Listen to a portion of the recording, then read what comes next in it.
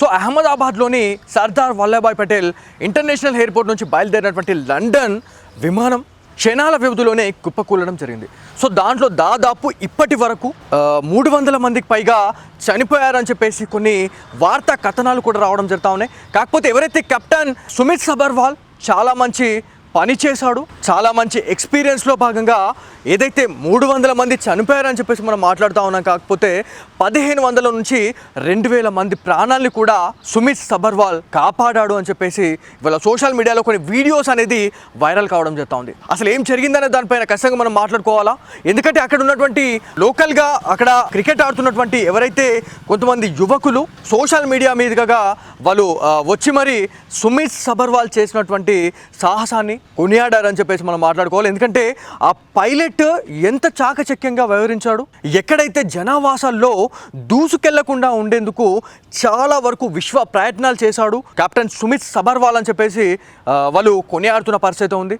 ఎందుకంటే అక్కడ ఎక్కడ హెవీ ఫ్లోటింగ్ ఉన్నటువంటి పబ్లిక్ ఏరియా ఎక్కడ ఉంది, అసలు ఎక్కడ ల్యాండ్ చేస్తే ప్రాణ నష్టం అనేది తగ్గే అవకాశం ఉంటుంది అనే ఒక చివరి క్షణంలో వాళ్ళు ఒక సాహసం అయితే చేయడం జరిగింది. ఎందుకంటే కెప్టెన్ సుమిత్ సబర్వాల్తో పాటు ఎవరైతే కుందన్ ఉన్నారో వాళ్ళు క్యాప్టెన్స్ వాళ్ళు బతికి బయటపడడానికి కూడా చాలా ఛాన్సెస్ ఉన్నాయండి. కాకపోతే ఇక్కడ ప్రాణ నష్టం అనేది మన వల్ల జరగకూడదు అనే ఒక సంకల్పంతోనైతే దాదాపు 625 అడుగుల ఎత్తులో ఉండగానే అది ఏదైతే ఆ ప్లేన్ ఏదైతే ఉందో దాన్ని డైరెక్షన్ అనేది చేంజ్ చేయాల్సి వచ్చింది, చేంజ్ చేశాడు అని చెప్పేసి కూడా మనకు తెలుసా ఉంది.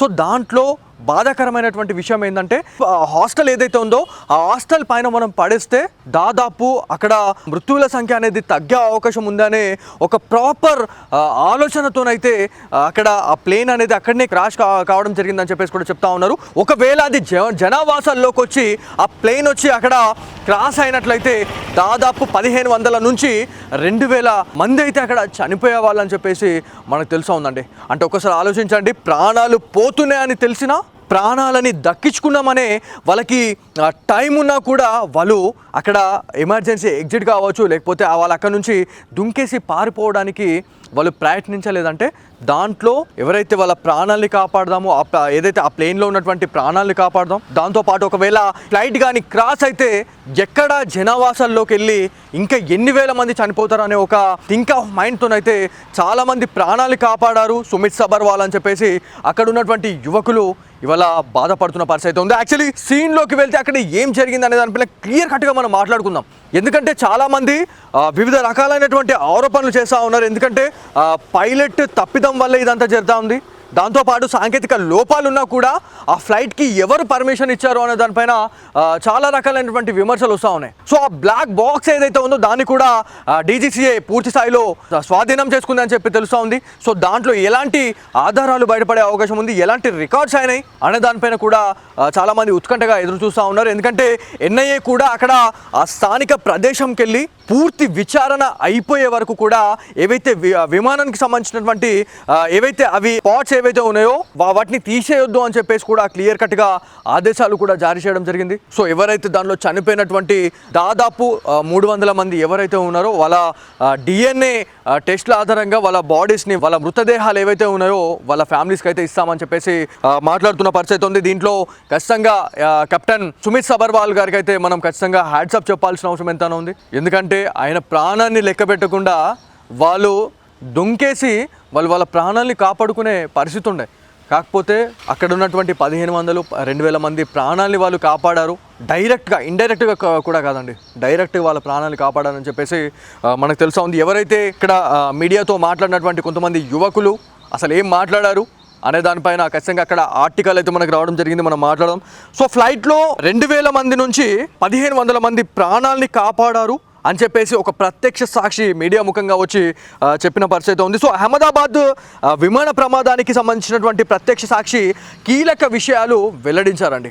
సో దీంట్లో పైలట్ చాలా కింది నుంచి ఏదైతే ఫ్లైట్ చాలా కింది నుంచి వెళ్ళిందని, నివాస ప్రాంతాల్లో కూలకుండా పైలట్ దూరంగా తీసుకెళ్లారని చెప్పేసి అక్కడ ఉన్నటువంటి ప్రత్యక్ష సాక్షి అయితే చెప్పడం జరిగింది. సో ఆ ప్లేన్ ఏదైతే ఉందో దాని కిందనే వీళ్ళు క్రికెట్ అయితే ఆడుతూ ఉన్నారు.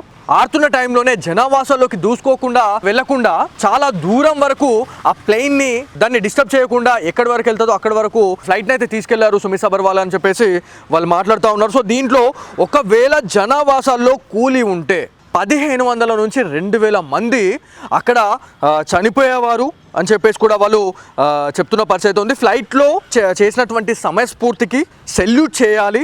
దాంతోపాటు క్రికెట్ ఆడుతున్నటువంటి తాము వెంటనే ఆ ఘటనా స్థలానికి వెళ్ళి 15 నుంచి 20 మందిని అక్కడ మేము కాపాడాము అని చెప్పేసి అక్కడ ఉన్నటువంటి ఎవరైతే అక్కడ సిటిజన్ ఎవరైతే ఉన్నారో అక్కడ యంగ్స్టార్ అయితే మీడియా ముఖంగా వచ్చి చెప్పిన పరిస్థితి ఉంది. సో ఖచ్చితంగా ఇదొక బ్యాడ్ ఇన్సిడెంట్గా చెప్పుకోవాలా. ఇండియాలోనే ఎయిర్లైన్లోనే ఇవాళ ఇదొక చాలా పెద్ద ట్రాజడీగా చెప్పుకోవాల్సిన అవసరం ఎంతైనా ఉంది. సో దీంట్లో ఎన్నో రకాల విమర్శలు కూడా రావడం జరుగుతూ ఉంది. సాంకేతిక లోపాల లేకపోతే మానవ తప్పిదం వల్లే ఇదంతా జరిగిందా అనే దానిపైన కూడా ఇవాళ ఎదురు చూడాల్సిన అవసరం ఉంది. ఎవరైతే మానవ తప్పిదం అని తెలిసే మాత్రం ఖచ్చితంగా వాళ్ళని వదిలిపెట్టేదే లేదని చెప్పేసి కూడా మనకు తెలుస్తున్న పరిస్థితి ఉంది. సో దీంట్లోనే ఈ ఇన్సిడెంట్ అయిన తర్వాత ఎన్నో రకాల పోస్టులు ఇవాళ సోషల్ మీడియా వేదికగా మనకు చక్కర్లు కొడతా ఉన్నాయి. సో దీంట్లో దాదాపు ఒక 6 నెలల క్రితమే కొంతమంది ఎక్స్ ఖాతా వేదికగా అయితే కొంతమంది చెప్పడం జరుగుతూ ఉంది. రానున్న రోజుల్లో భారత్ ఎన్నడూ లేనటువంటి ఎయిర్ క్రాష్ను అయితే చూడబోతా ఉంది అని చెప్పేసి కొంతమంది చెప్పిన పరిస్థితి ఉంది. సో సారా అనే ఒక పేరు అనేది ఒకటి మనకు బయటపడతా ఉంది. సో అసలు దానికి దీనికి లింక్ ఏంటి అనే దానిపైన, అంటే ఉగ్రవాదులు చేసినటువంటి కుట్రనా లేకపోతే ఏంటి అనే దానిపైన పూర్తి స్థాయిలో ఎన్ఐఏ దర్యాప్తు అయితే చేస్తూ ఉందని చెప్పేసి మనకు తెలుస్తూ ఉంది. సో ఏదేమైనప్పటికీ ఇదొక చాలా పెద్ద ట్రాజడీగా చెప్పుకోవాలా. ఇవాళ భారత్ ఒక్కసారిగా ఉలిక్కిపడ్డది. చాలామందిని కోల్పోయిన తర్వాత ఇవాళ ఏం చేయలేని పరిస్థితుల్లో మనం ఉన్నాం. ఎందుకంటే అది ప్రధాని మోడీ గారి ఇలాకాలోనే ఇట్లాంటివి జరగడం అనేది నిజంగా బాధాకరం అని చెప్పుకోవాలా. సో ఏదేమైనప్పటికీ అసలు విచారణలో ఎలాంటి ఆధారాలు దొరుకుతాయి, దీని వెనుక ఎవరున్నారు, అసలు ఇది మానవ తప్పిదమా లేకపోతే టెక్నికల్ ఇష్యూ వల్లే ఇదంతా జరిగిందా అనే దానిపైన చాలామంది వల్ల ఎన్నో వందల క్వశ్చన్లు వేస్తున్న పరిస్థితి ఉంది. సో అహ్మదాబాద్లోని సర్దార్ వల్లభాయ్ పటేల్ ఇంటర్నేషనల్ ఎయిర్పోర్ట్ నుంచి బయలుదేరినటువంటి లండన్ విమానం క్షణాల వ్యవధిలోనే కుప్పకూలడం జరిగింది. సో దాంట్లో దాదాపు ఇప్పటి వరకు 300 మందికి పైగా చనిపోయారని చెప్పేసి కొన్ని వార్తా కథనాలు కూడా రావడం జరుగుతూ ఉన్నాయి. కాకపోతే ఎవరైతే కెప్టెన్ సుమిత్ సబర్వాల్ చాలా మంచి పని చేశాడు, చాలా మంచి ఎక్స్పీరియన్స్లో భాగంగా ఏదైతే 300 మంది చనిపోయారని చెప్పేసి మనం మాట్లాడుతూ ఉన్నాం. కాకపోతే 1500 నుంచి 2000 మంది ప్రాణాలని కూడా సుమిత్ సబర్వాల్ కాపాడాడు అని చెప్పేసి ఇవాళ సోషల్ మీడియాలో కొన్ని వీడియోస్ అనేది వైరల్ కావడం జరుగుతూ ఉంది. అసలు ఏం జరిగిందనే దానిపైన ఖచ్చితంగా మనం మాట్లాడుకోవాలా.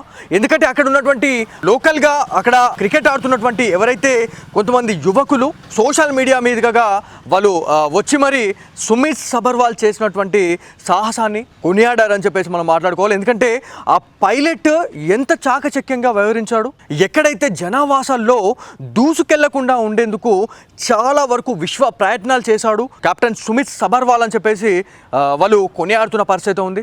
ఎందుకంటే అక్కడ ఎక్కడ హెవీ ఫ్లోటింగ్ ఉన్నటువంటి పబ్లిక్ ఏరియా ఎక్కడ ఉంది, అసలు ఎక్కడ ల్యాండ్ చేస్తే ప్రాణ నష్టం అనేది తగ్గే అవకాశం ఉంటుంది అనే ఒక చివరి క్షణంలో వాళ్ళు ఒక సాహసం అయితే చేయడం జరిగింది.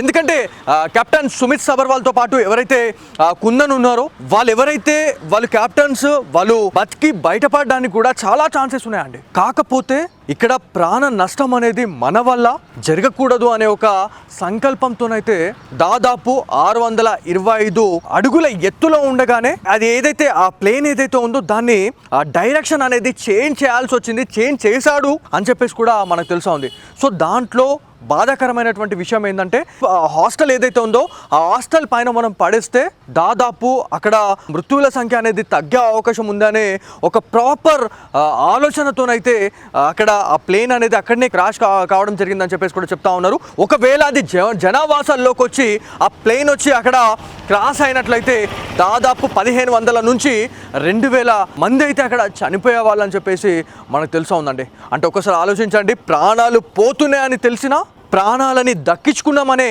వాళ్ళకి టైం ఉన్నా కూడా వాళ్ళు అక్కడ ఎమర్జెన్సీ ఎగ్జిట్ కావచ్చు, లేకపోతే వాళ్ళు అక్కడ నుంచి దుంకేసి పారిపోవడానికి వాళ్ళు ప్రయత్నించలేదంటే దాంట్లో ఎవరైతే వాళ్ళ ప్రాణాలని కాపాడదామో ఏదైతే ఆ ప్లేన్లో ఉన్నటువంటి ప్రాణాలని కాపాడదాం, దాంతోపాటు ఒకవేళ ఫ్లైట్ కానీ క్రాస్ అయితే ఎక్కడ జనావాసాల్లోకి వెళ్ళి ఇంకా ఎన్ని వేల మంది చనిపోతారు అనే ఒక థింక్ ఆఫ్ మైండ్తోనైతే చాలామంది ప్రాణాలు కాపాడారు సుమిత్ సబర్వాల్ అని చెప్పేసి అక్కడ ఉన్నటువంటి యువకులు ఇవాళ బాధపడుతున్న పరిస్థితి ఉంది. యాక్చువల్లీ సీన్లోకి వెళ్తే అక్కడ ఏం జరిగింది అనే దానిపైన క్లియర్ కట్గా మనం మాట్లాడుకుందాం. ఎందుకంటే చాలామంది వివిధ రకాలైనటువంటి ఆరోపణలు చేస్తూ ఉన్నారు. ఎందుకంటే పైలట్ తప్పిదం వల్ల ఇదంతా జరుగుతూ ఉంది. దాంతోపాటు సాంకేతిక లోపాలున్నా కూడా ఆ ఫ్లైట్కి ఎవరు పర్మిషన్ ఇచ్చారు అనే దానిపైన చాలా రకాలైనటువంటి విమర్శలు వస్తూ ఉన్నాయి. సో ఆ బ్లాక్ బాక్స్ ఏదైతే ఉందో దాన్ని కూడా డీజీసీఏ పూర్తి స్థాయిలో స్వాధీనం చేసుకుంది అని చెప్పి తెలుస్తూ ఉంది. సో దాంట్లో ఎలాంటి ఆధారాలు బయటపడే అవకాశం ఉంది, ఎలాంటి రికార్డ్స్ అయినాయి అనే దానిపైన కూడా చాలామంది ఉత్కంఠగా ఎదురు చూస్తూ ఉన్నారు. ఎందుకంటే ఎన్ఐఏ కూడా అక్కడ ఆ స్థానిక ప్రదేశంకి వెళ్ళి పూర్తి విచారణ అయిపోయే వరకు కూడా ఏవైతే విమానానికి సంబంధించినటువంటి ఏవైతే అవి పార్ట్స్ ఏవైతే ఉన్నాయో వాటిని తీసేయొద్దు అని చెప్పేసి కూడా క్లియర్ కట్గా ఆదేశాలు కూడా జారీ చేయడం జరిగింది. సో ఎవరైతే దానిలో చనిపోయినటువంటి దాదాపు 300 మంది ఎవరైతే ఉన్నారో వాళ్ళ డిఎన్ఏ టెస్ట్ల ఆధారంగా వాళ్ళ బాడీస్ని, వాళ్ళ మృతదేహాలు ఏవైతే ఉన్నాయో వాళ్ళ ఫ్యామిలీస్కి అయితే ఇస్తామని చెప్పేసి మాట్లాడుతున్న పరిస్థితి ఉంది. దీంట్లో ఖచ్చితంగా కెప్టెన్ సుమిత్ సబర్వాల్ గారికి అయితే మనం ఖచ్చితంగా హ్యాట్సప్ చెప్పాల్సిన అవసరం ఎంతైనా ఉంది. ఎందుకంటే ఆయన ప్రాణాన్ని లెక్క పెట్టకుండా వాళ్ళు దొంకేసి వాళ్ళ ప్రాణాన్ని కాపాడుకునే పరిస్థితి ఉండే. కాకపోతే అక్కడ ఉన్నటువంటి 1500-2000 మంది ప్రాణాలని వాళ్ళు కాపాడారు. డైరెక్ట్గా, ఇండైరెక్ట్గా కూడా కాదండి, డైరెక్ట్గా వాళ్ళ ప్రాణాలు కాపాడారని చెప్పేసి మనకు తెలుసా ఉంది. ఎవరైతే ఇక్కడ మీడియాతో మాట్లాడినటువంటి కొంతమంది యువకులు అసలు ఏం మాట్లాడారు అనే దానిపైన ఖచ్చితంగా అక్కడ ఆర్టికల్ అయితే మనకు రావడం జరిగింది, మనం మాట్లాడడం. సో ఫ్లైట్లో 2000 మంది నుంచి 1500 మంది ప్రాణాలని కాపాడారు అని చెప్పేసి ఒక ప్రత్యక్ష సాక్షి మీడియా ముఖంగా వచ్చి చెప్పిన పరిస్థితి ఉంది. సో అహ్మదాబాద్ విమాన ప్రమాదానికి సంబంధించినటువంటి ప్రత్యక్ష సాక్షి కీలక విషయాలు వెల్లడించారండి. సో దీంట్లో పైలట్ చాలా కింది నుంచి, ఏదైతే ఫ్లైట్ చాలా కింది నుంచి వెళ్ళిందని, నివాస ప్రాంతాల్లో కూలకుండా పైలట్ దూరంగా తీసుకెళ్లారని చెప్పేసి అక్కడ ఉన్నటువంటి ప్రత్యక్ష సాక్షి అయితే చెప్పడం జరిగింది. సో ఆ ప్లేన్ ఏదైతే ఉందో దాని కిందనే వీళ్ళు క్రికెట్ అయితే ఆడుతూ ఉన్నారు. ఆడుతున్న టైంలోనే జనావాసాల్లోకి దూసుకోకుండా వెళ్లకుండా చాలా దూరం వరకు ఆ ప్లేన్ని దాన్ని డిస్టర్బ్ చేయకుండా ఎక్కడి వరకు వెళ్తుందో అక్కడి వరకు ఫ్లైట్ని అయితే తీసుకెళ్లారు సుమిత్ సబర్వాల్ అని చెప్పేసి వాళ్ళు మాట్లాడుతూ ఉన్నారు. సో దీంట్లో ఒకవేళ జనావాసాల్లో కూలి ఉంటే 1500 నుంచి 2000 మంది అక్కడ చనిపోయేవారు అని చెప్పేసి కూడా వాళ్ళు చెప్తున్న పరిస్థితి ఉంది. ఫ్లైట్లో చేసినటువంటి సమయస్ఫూర్తికి సెల్యూట్ చేయాలి. దాంతోపాటు క్రికెట్ ఆడుతున్నటువంటి తాము వెంటనే ఆ ఘటనా స్థలానికి వెళ్ళి 15 నుంచి 20 మందిని అక్కడ మేము కాపాడాము అని చెప్పేసి అక్కడ ఉన్నటువంటి ఎవరైతే అక్కడ సిటిజన్ ఎవరైతే ఉన్నారో అక్కడ యంగ్స్టార్ అయితే మీడియా ముఖంగా వచ్చి చెప్పిన పరిస్థితి ఉంది. సో ఖచ్చితంగా ఇదొక బ్యాడ్ ఇన్సిడెంట్గా చెప్పుకోవాలా. ఇండియాలోనే ఎయిర్లైన్లోనే ఇవాళ ఇదొక చాలా పెద్ద ట్రాజడీగా చెప్పుకోవాల్సిన అవసరం ఎంతైనా ఉంది. సో దీంట్లో ఎన్నో రకాల విమర్శలు కూడా రావడం జరుగుతూ ఉంది. సాంకేతిక లోపాల లేకపోతే మానవ తప్పిదం వల్లే ఇదంతా జరిగిందా అనే దానిపైన కూడా ఇవాళ ఎదురు చూడాల్సిన అవసరం ఉంది. ఎవరైతే మానవ తప్పిదం అని తెలిసే మాత్రం ఖచ్చితంగా వాళ్ళని వదిలిపెట్టేదే లేదని చెప్పేసి కూడా మనకు తెలుస్తున్న పరిస్థితి ఉంది. సో దీంట్లోనే ఈ ఇన్సిడెంట్ అయిన తర్వాత ఎన్నో రకాల పోస్టులు ఇవాళ సోషల్ మీడియా వేదికగా మనకు చక్కర్లు కొడతా ఉన్నాయి. సో దీంట్లో దాదాపు ఒక 6 నెలల క్రితమే కొంతమంది ఎక్స్ ఖాతా వేదికగా అయితే కొంతమంది చెప్పడం జరుగుతూ ఉంది. రానున్న రోజుల్లో భారత్ ఎన్నడూ లేనటువంటి ఎయిర్ క్రాష్ని అయితే చూడబోతా ఉంది అని చెప్పేసి కొంతమంది చెప్పిన పరిస్థితి ఉంది. సో సారా అనే ఒక పేరు అనేది ఒకటి మనకు బయటపడతా ఉంది. సో అసలు దానికి దీనికి లింక్ ఏంటి అనే దానిపైన, అంటే ఉగ్రవాదులు చేసినటువంటి కుట్రనా లేకపోతే ఏంటి అనే దానిపైన పూర్తి స్థాయిలో ఎన్ఐఏ దర్యాప్తు అయితే చేస్తూ ఉందని చెప్పేసి మనకు తెలుస్తూ ఉంది. సో ఏదేమైనప్పటికీ ఇదొక చాలా పెద్ద ట్రాజడీగా చెప్పుకోవాలా. ఇవాళ భారత్ ఒక్కసారిగా ఉలిక్కిపడ్డది. చాలామందిని కోల్పోయిన తర్వాత ఇవాళ ఏం చేయలేని పరిస్థితుల్లో మనం ఉన్నాం. ఎందుకంటే అది ప్రధాని మోడీ గారి ఇలాకాలోనే ఇట్లాంటివి జరగడం అనేది నిజంగా బాధాకరం అని చెప్పుకోవాలా. సో ఏదేమైనప్పటికీ అసలు విచారణలో ఎలాంటి ఆధారాలు దొరుకుతాయి, దీని వెనుక ఎవరున్నారు, అసలు ఇది మానవ తప్పిదమా లేకపోతే టెక్నికల్ ఇష్యూ వల్లే ఇదంతా జరిగిందా అనే దానిపైన చాలామంది వల్ల ఎన్నో వందల క్వశ్చన్లు వేస్తున్న పరిస్థితి ఉంది.